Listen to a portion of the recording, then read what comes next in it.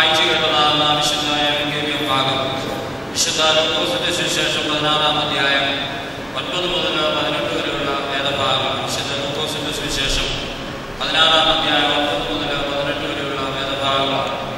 ഇവിടെ കർത്താവ് തന്റെ ശിഷ്യന്മാർക്ക് നൽകുന്ന ഉപദേശങ്ങൾ, അതുപോലെ തന്നെ കർത്താവിനെ അനുഗമിക്കുകയും കർത്താവിനെ പലപ്പോഴും ചോദ്യം ചെയ്യുകയും ചെയ്യുന്ന പരീക്ഷന്മാരോട് നൽകുന്നതാകുന്ന ചില ഗുണദോഷങ്ങൾ എന്നിവയാണ് ഇന്നത്തെ വേദഭാഗത്ത് അടങ്ങിയിരിക്കുന്നത്. കർത്താവ് വിശ്വസ്തതയെ പറ്റിയാണ് ആദ്യമായിട്ട് ഓർമ്മിപ്പിക്കുന്നത്. വിശ്വസ്തയോടുകൂടി പ്രവർത്തിക്കുക എന്നുള്ളതാണ് ഒരു മനുഷ്യന്റെ ഏറ്റവും പരമപ്രധാനമായിട്ടുള്ള കാര്യം എന്ന് കർത്താവ് അവരെ ഓർമ്മിപ്പിക്കുന്നു. അനീതിയുള്ള മാമൂനെ കൊണ്ട് നിങ്ങൾ യജമാനന്മാരെ സമ്പാദിക്കരുത് എന്ന് കർത്താവ് ഓർമ്മിപ്പിക്കുന്നു. മാമൂനോടായാലും അനീതിയുള്ളതാകുന്ന പ്രവർത്തനങ്ങളോടുകൂടെയായാലും എവിടെയായാലും നീതിയോടുകൂടി പ്രവർത്തിച്ചു എങ്കിൽ മാത്രമേ, അല്പകാര്യത്തിൽ നീതിയുണ്ടെങ്കിൽ മാത്രമേ അധിക കാര്യത്തിൽ നീതി നിങ്ങൾക്ക് പ്രവർത്തിപ്പിക്കുവാനായിട്ട് സാധിക്കുകയുള്ളൂ എന്ന് കർത്താവ് ഓർമ്മിപ്പിക്കും. അതുകൊണ്ട് നീതിയോടുകൂടിയുള്ള പ്രവർത്തനം ഒരു മനുഷ്യന്റെ ജീവിതത്തിന്റെ ഉയർച്ചയ്ക്കും അവന്റെ ജീവിത സത്യസന്ധത പ്രകടിപ്പിക്കുന്നതിനും ആവശ്യമാണ് എന്ന് കർത്താവ് ഓർമ്മിപ്പിക്കുന്നു. അതോടൊപ്പം കർത്താവ് ഓർമ്മിപ്പിക്കുന്നുണ്ട്, ഒരു മനുഷ്യനും രണ്ട് യജമാനന്മാരെ സേവിക്കുവാനായിട്ട് സാധിക്കുകയില്ല. ദൈവത്തെയും മാമൂനെയും സേവിക്കുവാനായിട്ട് സാധിക്കുകയില്ല. അങ്ങനെ സേവിക്കുന്നുവെങ്കിൽ, അങ്ങനെ സ്നേഹിക്കുന്നുവെങ്കിൽ അവന് ഒരാളെ പകുകയും മറ്റൊരാളെ സ്നേഹിക്കുകയും ചെയ്യേണ്ടതായിട്ട് വരും. അതുകൊണ്ട് ഒരാളെ മാത്രമേ സ്നേഹിക്കുവാനായിട്ട് സാധിക്കുകയുള്ളൂ എന്ന് കർത്താവ് ഓർമ്മിപ്പിക്കുന്നു. ആത്യന്തികമായി കർത്താവിനോട് ഓർമ്മിപ്പിക്കുന്നത് വിശ്വസ്തയോടുകൂടി നീതിയോടുകൂടി പ്രവർത്തിക്കുകയും ദൈവത്തെ സ്വന്തം രക്ഷിതാവായിട്ട് സ്വീകരിക്കുകയും ചെയ്തു എങ്കിൽ മാത്രമേ ദൈവരാജ്യത്തിൻ്റെതാകുന്ന മർമ്മത്തിലേക്ക് നിങ്ങൾക്ക് പ്രവേശിക്കുവാനായിട്ട് സാധിക്കുകയുള്ളൂ എന്ന് കർത്താവ് ഓർമ്മിപ്പിക്കുന്നുണ്ട്. ഇന്നത്തെ ലോകത്തിലും ഞാനും നിങ്ങൾ നിലനിൽക്കുന്നത് പലപ്പോഴും വൈരുദ്ധ്യങ്ങളുടേതാകുന്ന ലോകത്താണ്. വൈരുദ്ധ്യങ്ങൾ എന്ന് പറയുമ്പോൾ മറ്റുള്ളവരുടെ മുമ്പിൽ നമ്മെ ശ്രേഷ്ഠരാക്കി കാണിക്കുവാൻ, ലോകപ്രകാരം നാം മാന്യരാണ് എന്ന് നടിക്കുവാൻ പലപ്പോഴും നമ്മുടെ മനസാക്ഷി നമ്മെ അതിന് പ്രേരിപ്പിക്കും.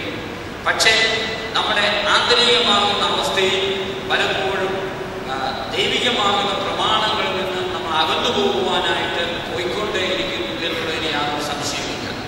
മോടിയോടുകൂടി പ്രവർത്തിക്കുകയും ജീവിത സാഹചര്യങ്ങൾ മറ്റുള്ളവരോട് പ്രകടിപ്പിക്കുകയും ചെയ്യുമ്പോൾ തന്നെ മാനസികമായി ദൈവവുമായിട്ടും ദൈവരാജ്യവുമായിട്ടും ദൈവത്തിൻ്റെ മർമ്മങ്ങളിൽ നിന്നും പലപ്പോഴും അകന്നു പോകുന്നതാകുന്ന ഒരു തലമുറ, അകന്നു പോകുന്നതാകുന്ന ഒരു ലോക വ്യവസ്ഥിതിയിലാണ് ഞാനും നിന്നും ജീവിക്കുന്നത് എന്നുള്ള കാര്യം പ്രത്യേകമായിട്ട് ഓർക്കേണ്ടത് ആവശ്യമാണ്. അതുകൊണ്ടാണ് പൗലോസ്ലീഹ കൊരിന്ത്യ ലേഖനം 1-ാം അധ്യായത്തിൽ ലേഖനം വായിച്ചപ്പോൾ ശ്രദ്ധിച്ചവർക്കറിയാം, യവനന്മാർ അടയാളം അന്വേഷിക്കും, യഹൂദന്മാർ അത്ഭുതങ്ങൾ കാക്ഷിക്കുന്നു, ഞങ്ങളോ ക്രൂശിക്കപ്പെട്ടവനായ ക്രിസ്തുവിനെ അന്വേഷിക്കുന്നു, പ്രസംഗിക്കുന്നു എന്ന് പൗലോസ്ലീഹ ഓർമ്മിപ്പിക്കുന്നത്. കാരണം അടയാളങ്ങൾക്കും അത്ഭുതങ്ങൾക്കും ജ്ഞാനത്തിനുമായിട്ട് പോകുന്നതാകുന്ന ഒരു ജനവിഭാഗത്തെ സംബന്ധിച്ചിടത്തോളം അതിനുവേണ്ടിയുള്ളതാകുന്ന ഉത്സാഹമാണ് അവൻ്റെ ജീവിതത്തിൽ ഉണ്ടാകുന്നത്, അതിനുവേണ്ടിയുള്ളതാകുന്ന അന്വേഷണമാണ് അവൻ്റെ ജീവിതത്തിൽ ഉണ്ടാകുന്നത്, അതിനുവേണ്ടിയുള്ള ഒരു പ്രയാണത്തിലാണ് അവൻ പലപ്പോഴും ജീവിക്കുന്നത്. എന്നാൽ രക്ഷിതാവാകുന്ന ക്രിസ്തുവിൻ്റെ രക്ഷാമർമ്മങ്ങളെ പ്രസംഗിക്കുവാൻ ഞങ്ങൾ തയ്യാറാകുമെന്ന് പൗലോസ്ലീഹ ഓർമ്മിപ്പിക്കുന്നു. ഇന്നത്തെ ക്രൈസ്തവ ലോകത്തിലും ഈ രക്ഷാകരമാകുന്ന സുവിശേഷത്തിൻ്റെ അംഗങ്ങളായി തീരുവാനും അതിൻ്റെ പ്രസംഗകരായി തീരുവാനും നമ്മൾ തയ്യാറായെങ്കിൽ മാത്രമേ എന്നെയും നിങ്ങളെ മറ്റുള്ളവർക്ക് സാക്ഷ്യത്തിനായിട്ട് സമീപിക്കുവാനായിട്ട് സാധിക്കുകയുള്ളൂ എന്നുള്ള കാര്യം ഓർക്കണം. ഇന്ന് നമ്മെ സാക്ഷ്യത്തിനായിട്ട് ഒരു ക്രൈസ്തവനെയായി സമീപിക്കുന്നില്ല എങ്കിൽ നാം നമ്മോട് തന്നെ പരിതപിക്കണം. ദൈവത്തിൽ നിന്നും ദൈവത്തിൻ്റെ മാർഗത്തിൽ നിന്നും നമ്മൾ നമ്മെ അകന്നുപോയിരിക്കുന്നു എന്നുള്ളത്. അതുകൊണ്ട് ഏതാണ് നമ്മുടെ ക്രൈസ്തവ ജീവിതത്തിൽ നമുക്ക് നേട്ടമായിട്ട് വന്നിട്ടുള്ളത്, ഏതാണ് ഓട്ടമായിട്ട് വന്നിട്ടുള്ളത് എന്ന് സ്വന്തമായി വിവേചിക്കുവാനുള്ളതാകുന്ന ഉത്തരവാദിത്വം നമുക്ക് ഉണ്ട്. അതുകൊണ്ടാണ് കർത്താവ് ഓർമ്മിപ്പിക്കുന്നത്, അല്പകാര്യത്തിൽ വിശ്വസ്തനായെങ്കിൽ മാത്രമേ അധിക കാര്യത്തിൽ നിങ്ങൾക്ക് വിശ്വസ്തനായി തീരുവാനായിട്ട് സാധിക്കുകയുള്ളൂ. ലോകപ്രകാരം ശ്രേഷ്ഠമായി നമുക്ക് തോന്നുന്നതെല്ലാം ദൈവസന്നിധിയിൽ അതൊക്കെയും മാന്യമല്ല എന്ന് കർത്താവ് ഓർമ്മിപ്പിക്കുന്നു. ലൗകികമാകുന്ന നമ്മുടെ നേട്ടങ്ങളും ലൗകികമാകുന്ന സൗഭാഗ്യങ്ങളും ദൈവസന്നിധിയിൽ പലപ്പോഴും പ്രമാണിക്കപ്പെടുന്നതല്ല എന്നുള്ള കാര്യം ഓർക്കണം. അതുകൊണ്ട് പ്രമാണിക്കപ്പെടുന്നതാകുന്ന ദൈവികമാകുന്ന മർമ്മങ്ങൾക്കനുസരിച്ച്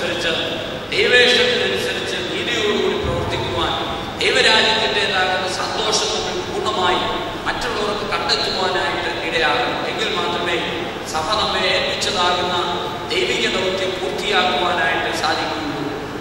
അതുകൊണ്ടാണ് കർത്താവ് ഓർമ്മിപ്പിക്കുന്നത്, ദ്രവ്യാനുഭവിയായിരിക്കുന്നവന് ഒരിക്കലും ദൈവരാജ്യത്തെ സ്നേഹിക്കുവാനായിട്ട് സാധിക്കില്ല. ലൗകികമാകുന്ന മോഹങ്ങളുള്ളവന് ഒരുത്തരും ആത്മീയമാകുന്ന തൃഷ്ണ വർദ്ധിപ്പിക്കുവാനായിട്ട് സാധിക്കില്ല. അതുകൊണ്ട് നമ്മൾ എന്താണ് വർദ്ധിപ്പിക്കേണ്ടത് എന്ന് ആലോചിക്കേണ്ടത് ആവശ്യമാണ്.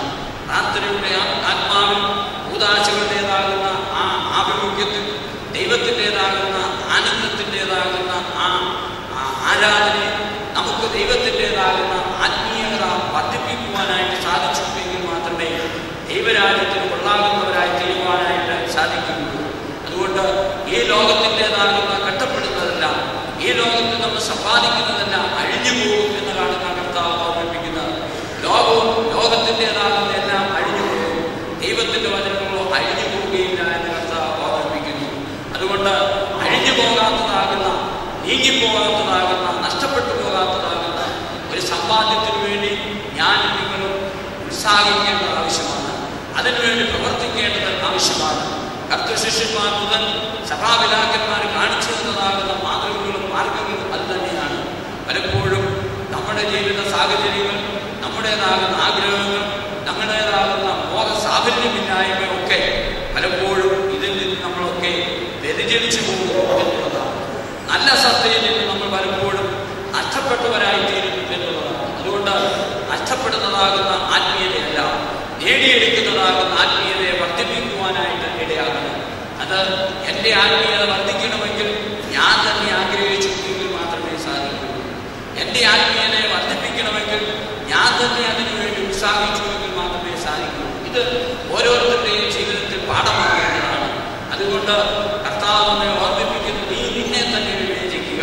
നീ ദൈവത്തോടാണോ ആമോനോടാണോ, ഈ ലോകത്തിൻ്റെതാകുന്ന ശാക്തിക ചേരിയോടാണോ, ദൈവത്തിൻ്റെതാകുന്ന ആത്മീയ പ്രവർത്തനങ്ങളോടാണോ നിനക്ക് ആഭിമുഖ്യം എന്നുള്ള കാര്യം ചിന്തിക്കേണ്ടത് ആവശ്യമാണ്. നീ നിന്നെ ഏൽപ്പിച്ചതാകുന്ന കാര്യം വിശ്വസ്തയോടെ നീ പ്രവർത്തിക്കുന്നുണ്ടോ? അത് കുടുംബകാര്യമായിരിക്കാം, ലോകകാര്യമായിരിക്കാം, സാമൂഹ്യ പ്രതിബദ്ധതയായിരിക്കാം, ഇടവകയിലെ കാര്യമായിരിക്കാം, അത് മറ്റെന്തുമായേക്കാം. ചെറുതും വലുതുമായി എന്നിലും നിങ്ങളിലും ഓരോ കടമകൾ നിർവഹിക്കപ്പെട്ടിട്ടുണ്ട്, ഓരോ കടമകൾ നിക്ഷിപ്തമായിട്ടുണ്ട്. ഈ കടമകളൊക്കെ നമ്മൾ നിർവഹിക്കുന്നു. അവിടെയൊക്കെ നീതിയോടുകൂടി ന്യായത്തോടുകൂടി പെരുമാറുന്നു. അങ്ങനെ നീതിയോടും ന്യായത്തോടുകൂടി പെരുമാറിയില്ല എങ്കിൽ തീർച്ചയായിട്ടും നമ്മൾ കണക്ക് ചോദിക്കപ്പെടേണ്ടി വരും, കണക്ക് ഇടപെടേണ്ടി വരും, കണക്ക് കൊടുക്കേണ്ടതായിട്ട് വരും എന്നുള്ള കാര്യം ഓർക്കണം. അതുകൊണ്ട് കണക്ക് കൊടുക്കുവാൻ ഞാനിന്ന് ഒരുങ്ങിയിരിക്കുമ്പോൾ നമ്മുടെ ജീവിതത്തിൽ നീക്കിബാക്കിയായി ഈ ദൈവകൃപയുണ്ടെങ്കിൽ തീർച്ചയായിട്ടും അതിനൊക്കെ ഒരു ഉത്തരം കണ്ടെത്തുവാനായിട്ട് സാധിക്കും. അതുകൊണ്ട് ദൈവം എൻ്റെ ജീവിതത്തിൽ ഇടപെട്ട് എന്നെ ദൈവത്തിന് കൊള്ളാകുന്നവനാക്കി തീർക്കേണ്ടത് എന്ന് പ്രാർത്ഥിക്കുവാനായിട്ട് ഇടയാകണം.